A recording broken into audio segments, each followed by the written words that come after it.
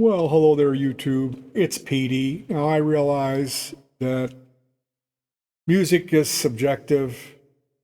Um, Talking about music is like whistling about chickens.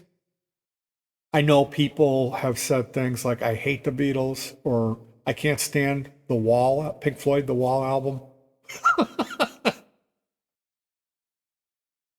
Talk about trying to put yourself up there by making a ridiculous statement. Anyway, I am a Beatles fan. I absolutely love this stuff. Learning the stories about the recording sessions, the people that make this music, what their lives were, what they said and did when they were going through this, all that type of stuff, learning that is absolutely fascinating to me. And I realize there is a danger in there, that there is myth, legend, there's three sides to the story, and all that good stuff. So, with any of this stuff, you have to realize it's important to understand you may never know the truth. And that there is three sides to the story. More recently, I saw Bill Hader on a podcast retell a story that Henry Rollins told about meeting David Lee Roth. And when I watched it, I was like, well, he got about a quarter of that right. The rest of it seemed like he was filling in his blanks with his own imagination. And then, sure enough, the next day, here's a video of Henry Rollins setting the story straight. So it's important whenever you're watching anybody talk about, it's hearsay. Like, I'm on here, I'm not purporting myself to be an expert, because I'm not. The stuff that I know because I've watched some videos. And those videos, other people made them. They weren't there in the studio. So with all of this stuff, we have to kind of take it as this is our myth, our modern lore. This is our fairy tales, our folk tales. And also, I could talk about this stuff till the fucking cows come home. So,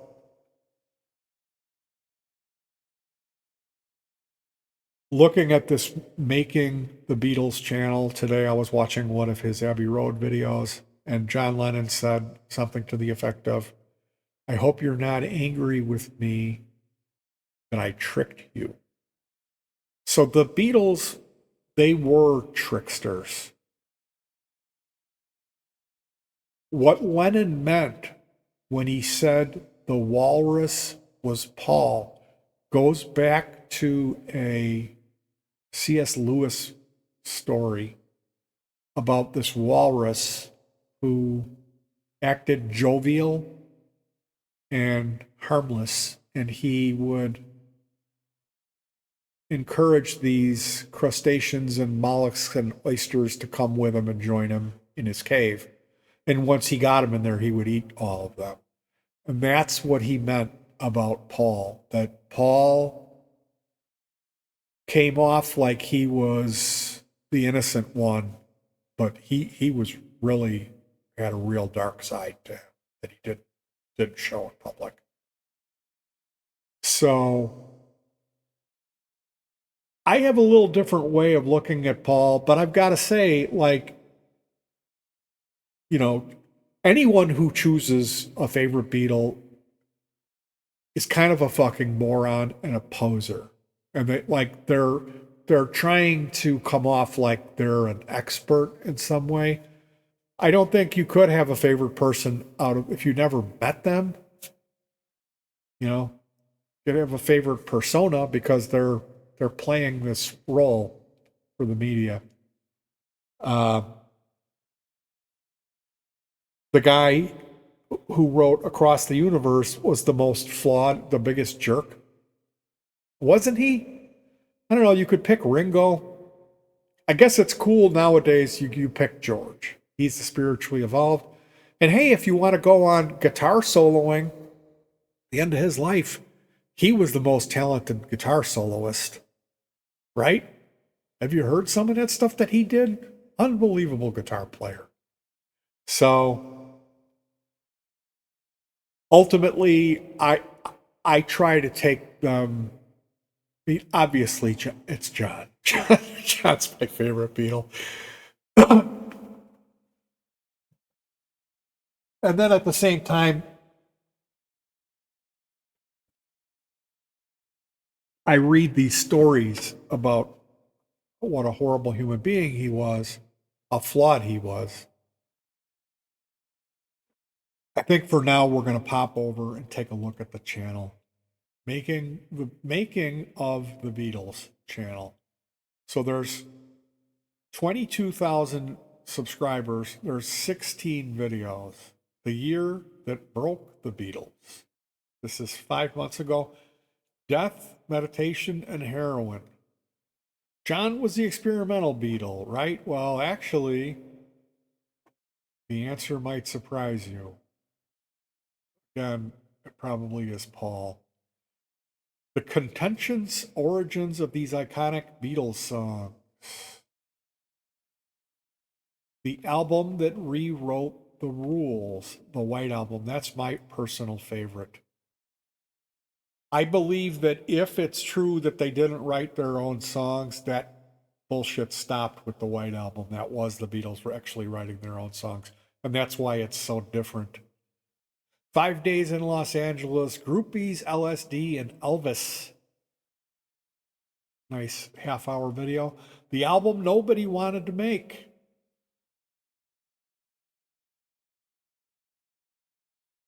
How to make a masterpiece when you're falling apart. Nice 46-minute video. The album that ended the Beatles, Making of Abbey Road Part 2, Making of Magical Mystery Tour, The Acid Days. The Vacation, Magical Mystery Tour, disastrous 1 hour long video. 4 teenagers in Hamburg, depraved. Never the same after the big idea that was Sgt. Pepper's Lonely Hearts Club Band. 40-minute video, Day in the Life. I'm guessing this might be about the Paul is dead. The Sound That Changed Pop Music, 45 minutes. And then The Making of Abbey Road was the one that just dropped, but I'm watching that. I'm in the process of watching that right now. And I learned some stuff in that video.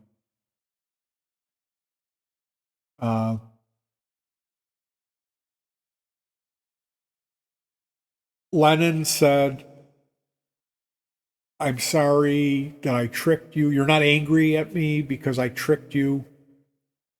And they did. They had a lot of messages in their music and in their artwork.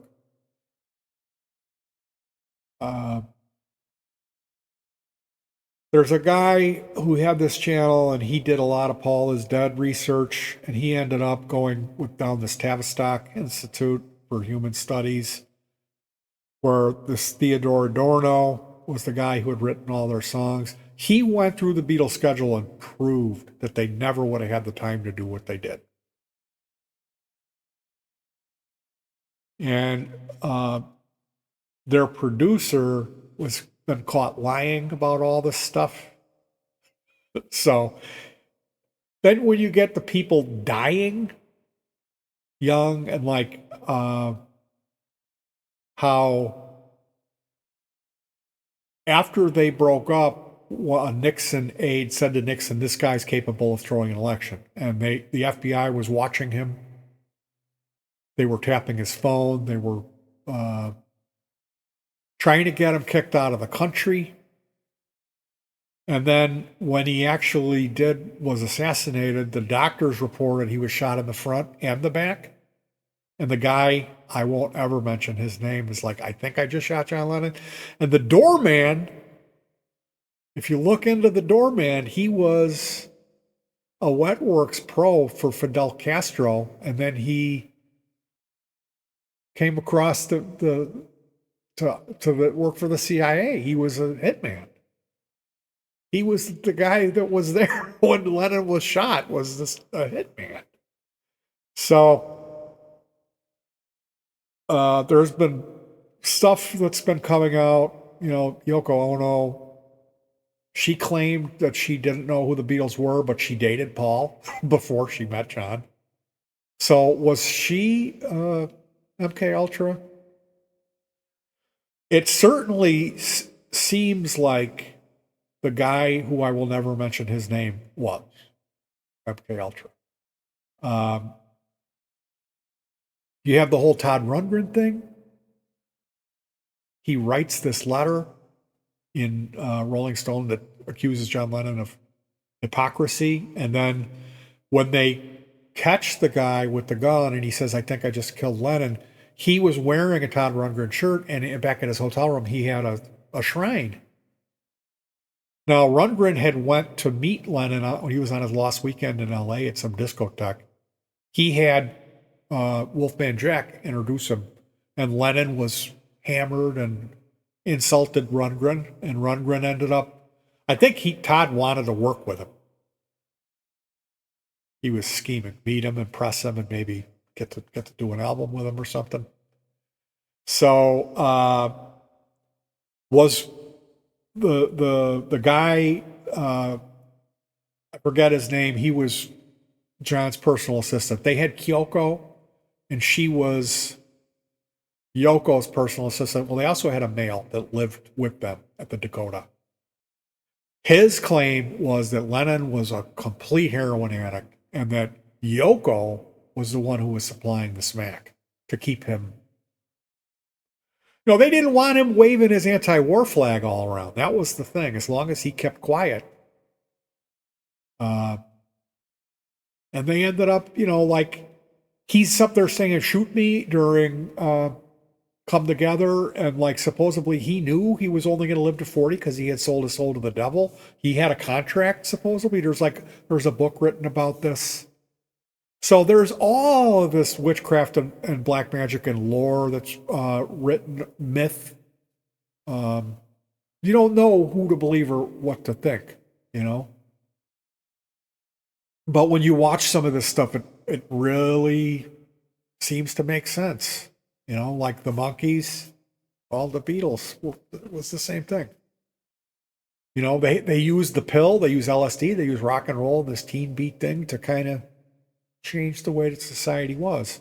Away from the church, the military, the government, the patriarchy, the father. They wanted to eliminate all that middle stuff and just have it be the state taking care of the single mom.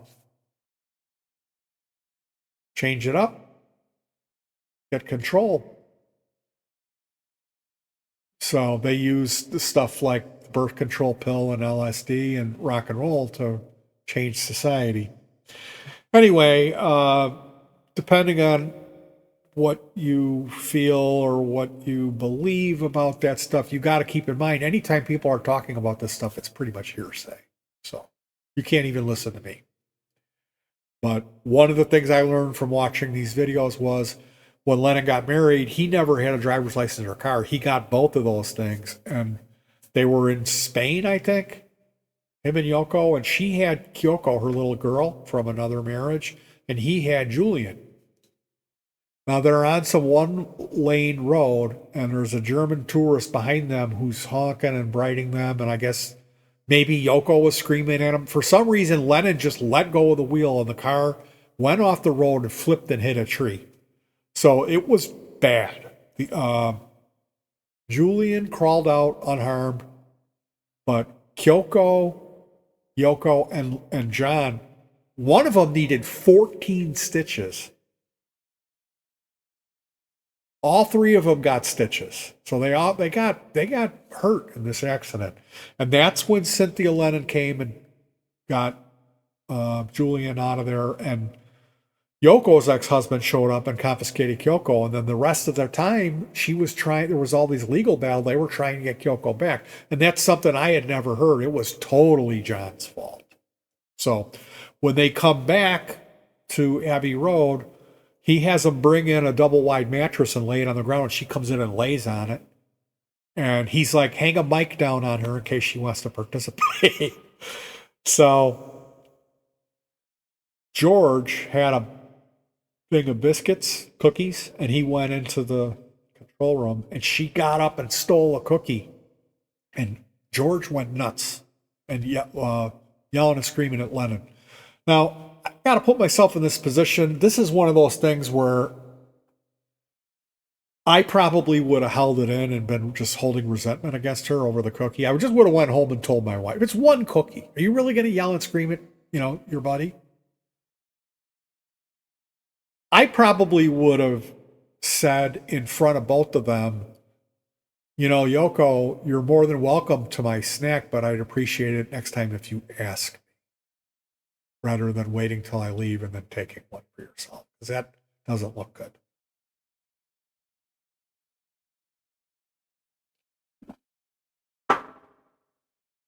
My brother was the one who got me into the Beatles, and he always told me that the end of Abbey Road, the drum solo, is not Ringo, it's Paul.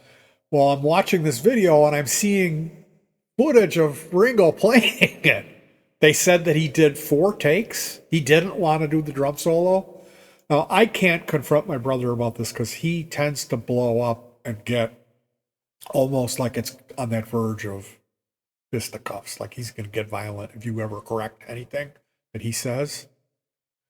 Which is unfortunate to have somebody in your life that you love and care about, but you can't talk to them because they're going to blow up and threaten physical violence on you. It puts you in a really, really shitty place to be.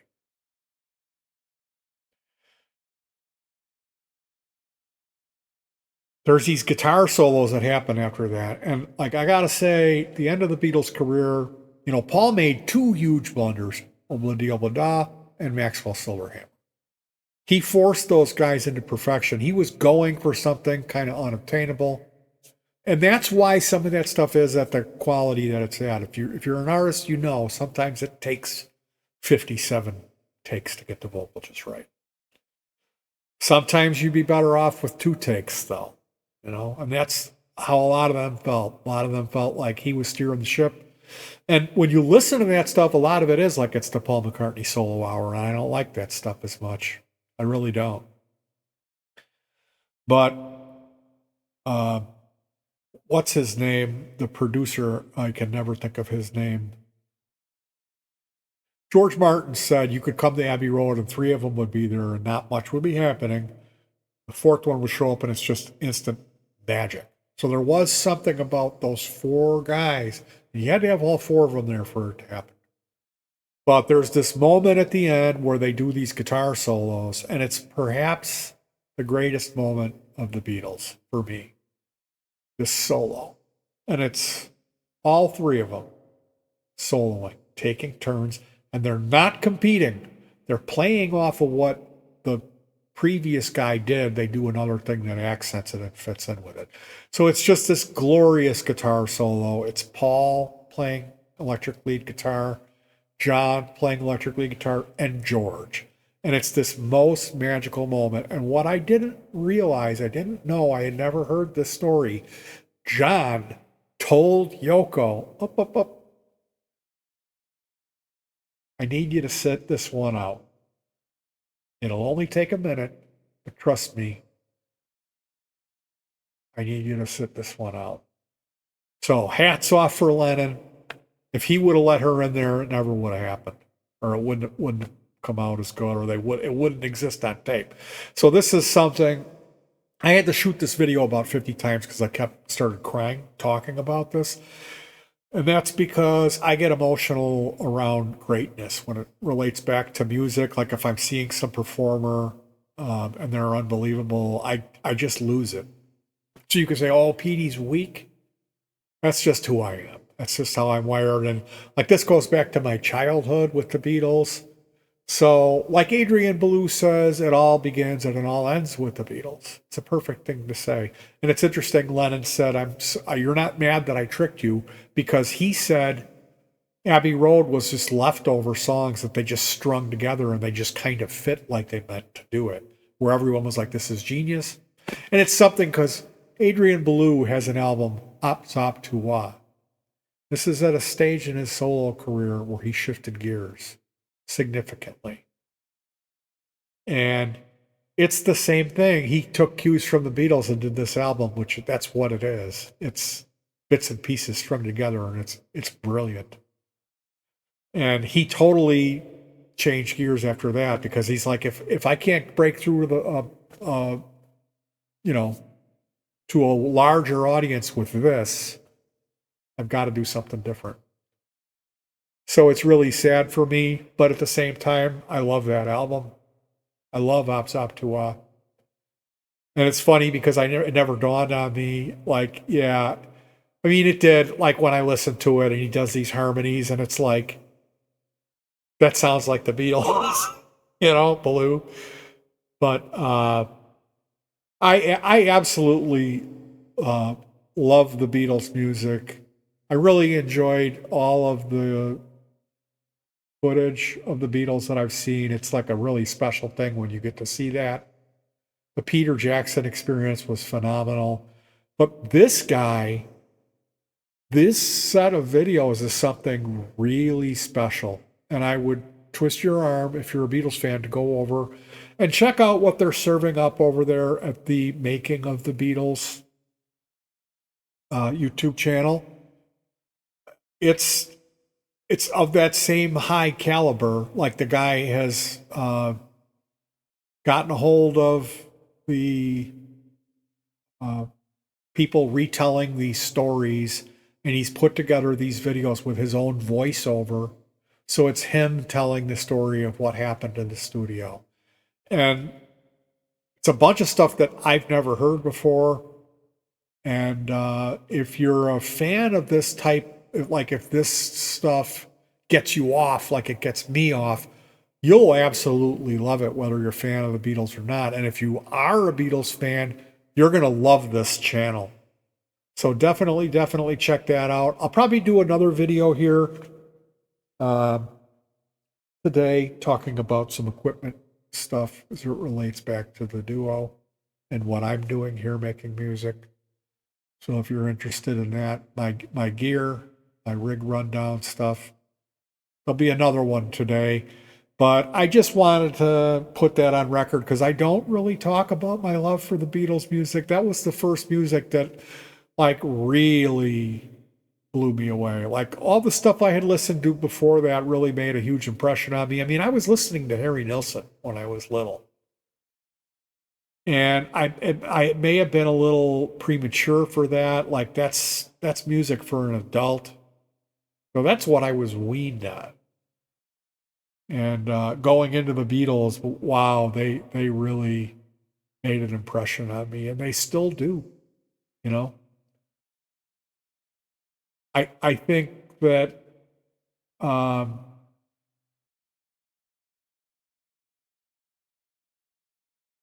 like the futility in saying who's your favorite Beatle, like how narrow minded that is, because it's all four of them. Like what George Martin said, that's when the magic what happened was when it was all four of them. So trying to elevate one above the other, that's where you're missing the point. And I think that's why they that like initially, John was kind of steering the ship, and it was more about his songs when he would write them, and they would go into the studio and they would record his songs first. Then later on, he became disconnected because of his life changing, meeting Yoko, and when Paul started trying to steer the ship, it fell apart. It became out of whack. Uh, that's not. I'm not taking a shot at Paul. When I saw him, I saw Paul perform live two times, and both times it completely blew me away. The first time I saw him, could not stop. Absolutely incredible world class performance. The band was phenomenal. And I was there with my daughters, and my youngest daughter is a Beatle fanatic. So that was a real special thing. So I'm absolutely blessed that I was born in this time when I was. I think, gee, I was born like 10 years too soon. That if I would have been actually there when all this is happening, how much of different of a person I would have been. But then I would have missed out on everything. Uh, would I have? Would I ended up being an Adrian Belew fan and listening to Mike Patton? I don't know. I would like you to check that channel out. So hug your pets and peace.